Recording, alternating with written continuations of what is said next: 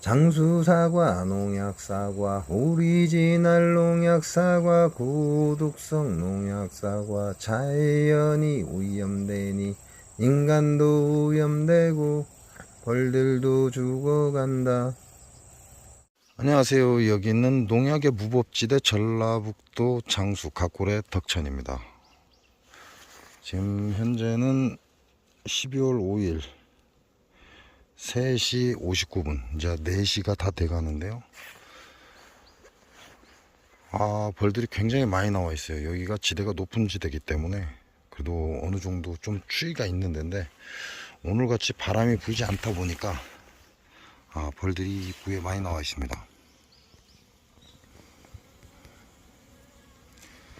얘네들이 이렇게 활동성을 가지게 되면 밥 소모전이 시작되는 거죠. 원래 온도계는 이제 쌓여야 되죠. 쌓여야 제대로 온도 측정이 하는데, 지금 쌓이지 않았고 그냥 외부 노출인데 현재 영상 10도가 되어 있습니다.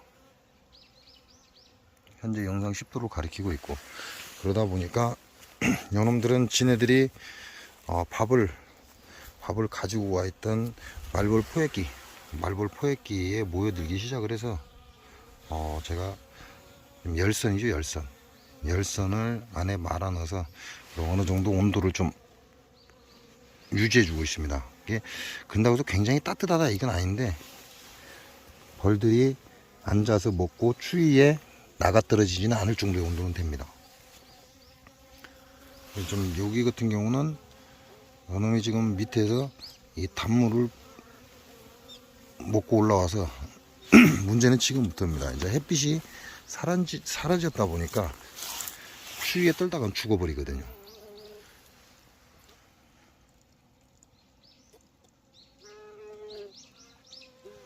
집에서 나오지 말아야 되는데, 지금 집에서 나와서 지네들이 먹던 자리 이제 꿀 냄새가 나는 자리 이쪽으로 와서 이렇게 섭취를 하게 되면 이 차가운 날씨에 벌들이 먹고 바람이 살짝만 불어도 그대로 주저앉아 버립니다.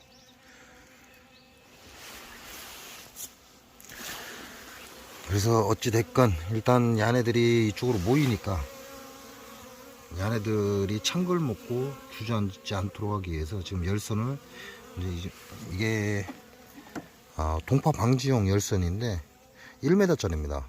1m짜리를 수평 사양기에 지금 말아 놓고 전기를 꽂은 상태입니다. 여기 보면 요놈은 땅벌이죠, 땅벌도 이렇게 와서 먹고 있고.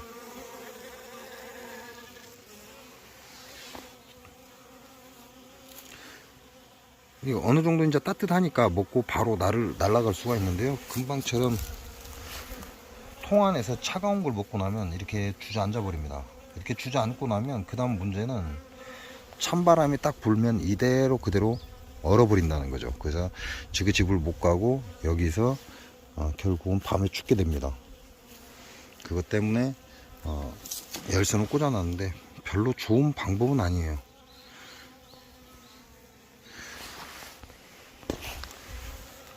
이놈도 지금 금방 추우니까 일단 살아있는 놈들은 움직임이 있습니다. 그래서 날씨가 관건이라는 얘기가 바로 이런 데서 나오는 거죠. 날이 추워져 버리면 요놈들이 활동을 하게 되고 활동성을 갖게 되면 결과적으로는 장거리를 또 뛰기 시작을 합니다. 주위에는 먹을 게 없다 보니까 어딘가에서 단물만 있다면 얘네들이 이동을 해서 갖고 오기 위해서 움직이기 시작하는데, 이런 경우에 찬바람이 불어버리면 벌들이 그 자리에서 얼어버리죠. 다행히 아직까지는 햇빛이 있고 그리고 바람이 없습니다. 바람이 약간의 산들바람은 있는데 냉기를 가지고 있는 바람이 없어서 큰 영향은 없고, 지금 압축을 하다 보니까 이렇게 밀찌꺼기를 이놈들은 꺼내놓고 현재 소문은 줄여놓은 상태입니다. 반면에 이놈들은 나오지 않은 놈들도 있고요, 나온 놈들도 있고. 나오지 않는다는 건 그만큼 벌새력이 약하다는 얘기죠. 여러분도 보면 지금 따뜻한 날씨에 전부 지금 나와서 햇빛을 쬐고 있는 거고,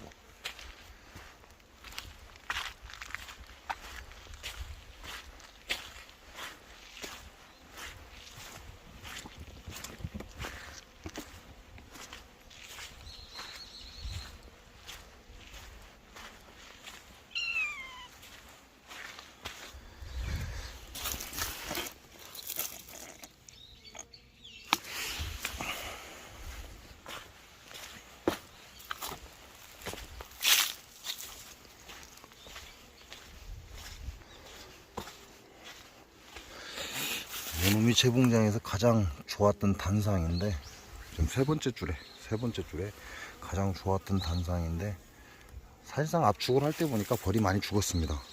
그래서 벌 세력이 굉장히 약화된 상태고, 보시는 것처럼 설탕 봉지가 씌워져 있는 건 전부 전멸입니다.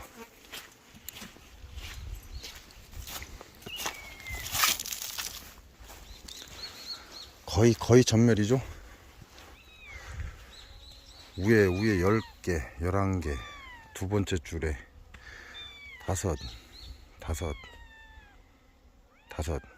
17통, 17통 죽고, 앞에 15통 살아남고, 거의 절반 가까이가 전멸했다고 보시면 됩니다.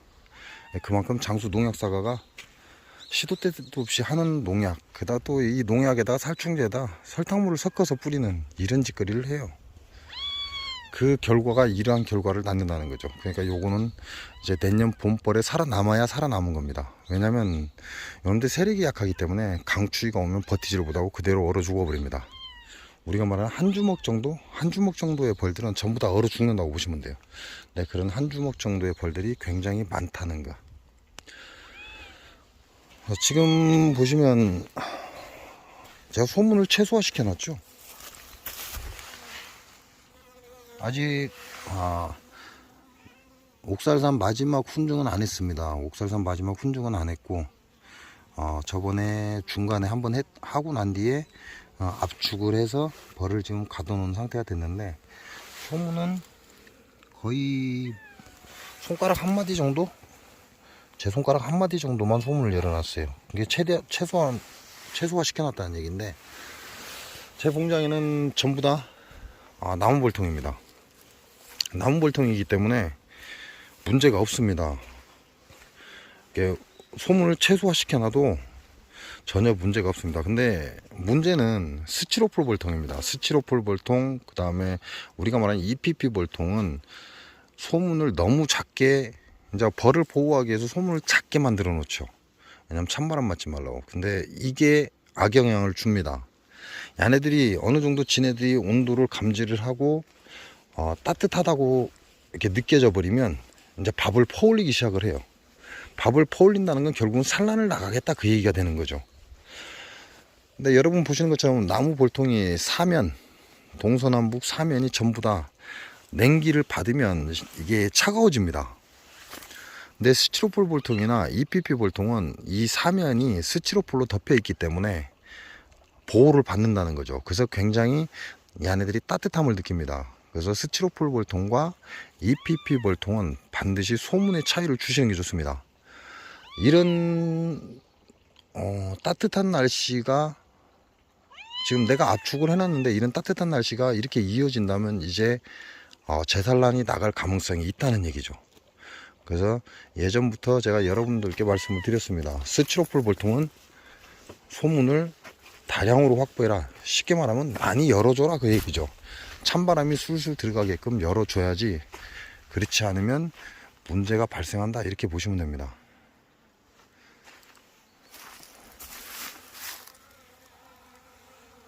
지금 해가 거의 지어갈 때쯤 되니까 이 세 번째 줄에는 직선으로 해가 들어갑니다. 그러다 보니까 얘네들이 좀 움직임이 이제 시작된 거고요. 지금 스티로폴 볼통, 그 다음에 EPP 볼통, 이 사람들은 거의 절반 이상 소문을 열어놔야 되지 않냐라는 얘기를 하는 겁니다. 뭐 예전부터 얘기를 했는데, 그렇지 않으면 벌이 활동성을 가지게 되고, 활동성을 가지게 되면 이제 밥을 퍼올리기 시작을 합니다. 밥을 퍼올리기 시작하면 문제는 그 다음이 되겠죠. 산란을 나갈 거라는 거죠. 밥을 퍼올린다는 건 산란을 나간다는 얘기고, 산란을 나가게 되면 자, 강추위가 왔을 때 문제가 됩니다. 현재까지 자기 벌통에 산란이, 내가 어제나 그제 뭐 압축을 했다, 근데 산란이 나간다, 이런 결과를 가져온 분들은 소문을 확 열어버리시기 바랍니다. 나무 벌통에서는 세력이 웬만큼 있어도 산란을 잘 안 갑니다. 자, 세력이 아주 강한 상태에서 압축을 강하게 해버리면 산란을 가겠지만, 적당한 소비 줄이기, 압축이 아니라 소비 주기를 했다면 산란을 가지 않습니다. 그러나 EPP나 스티로폴 벌통은 무조건 산란을 가게 되어 있습니다. 네, 벌통을 열고 나서 산란이 나갔다, 압축을 했는데 산란이 나갔다, 그렇다면 소문을 완전히 개방을 해버리십시오. 소문을 개방을 해버리면 얘네들이 이 알을 키우는 게 아니라 날씨가 차가워졌기 때문에 알을 전부 파내버립니다. 그렇게 유도를 하셔야지, 산란 나갔다고 좋아할 게 아니고 그 산란을 살리겠다고, 또는 소비를 바꿔치기 한다고 그렇게 해서 해결될 문제가 아니라는 거. 그래서 저녁 때 소문을 많이 열어놓으면 저녁 때 얘네들한테 바람이 많이 들어가게 돼 있어요. 벌통 소문에서 바람이, 냉기가 많이 들어가기 때문에 얘네들은 그걸 관리할 수 없다라고 느끼게 되면 알을 전부 파내버립니다. 즉 다시 말해서 알을 파내게끔 유도를 하셔야지, 계속해서 보온을 한다고 따뜻하게 하고 그다음에 소문을 적게 만들어 놔 버리면 더 좋지 않은 벌들 소모전만 일어난다, 그래서 생명이 짧아진다, 이렇게 하시면 됩니다. 그래서 스티로폴과 EPP는 초보자한테 권하지 않습니다. 뭐 여러분들 스티로폴과 EPP를 편하다고 해서 사용하시는데 이게 지금 이 시점의 맹점이라는 거죠. 그리고 스티로폴과 EPP는 분봉할 때 사용하시는 게 가장 효과적이고 좋은 군수를 유지할 수 있습니다. 소비가 석장 이상 벌이 딱 됨과 동시에 나무 벌통으로 교체를 해주는 게 좋습니다. 왜? 나무 벌통으로 교체를 해줘야 벌들이 퍼지지 않고 그 상태로 쭉 이어간다는 거죠. 처음에 스티로폴이나 EPP로 분봉을 시도하거나 여왕을 만들려고 작정을 하고 빼놓으면요, 벌이 소모전이 없습니다.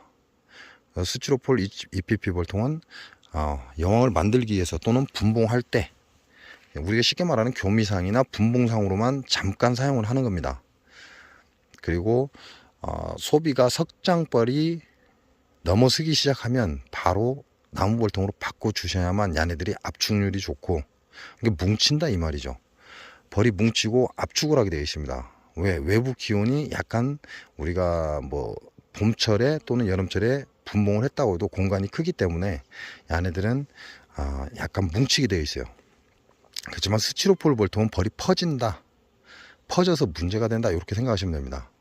그래서 지금 스티로폴 벌통을 쓰시는 분들이 문제가 된다고 해서 나무 벌통으로 바꾸기에는 노동이 많이 필요로 하죠. 그러니까 그걸 방지하기 위해서 소문을 최대치로 열어주시는 게 좋죠.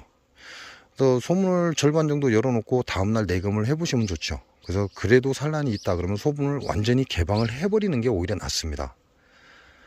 파라다이스 벌통의 장점이 바로 이거죠. 파라다이스 벌통은 뒤에 환기구멍이 있어요. 근데 파라다이스 벌통 사용하시는 분들, 고수들 대부분 보면 거의 환기통을 거의 열어버립니다.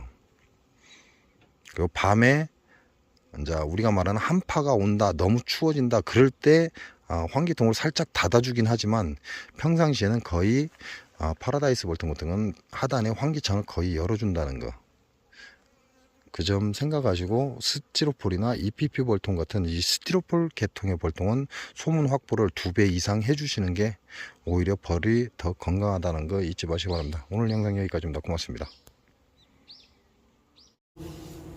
장수사과, 농약사과, 고독성 농약사과, 오리지널 농약사과, 자연이 오염되니 인간도 오염되고 벌들도 죽어간다. 장수사과 농약사과 고독성 농약사과 자연이 오염되니 인간도 오염되고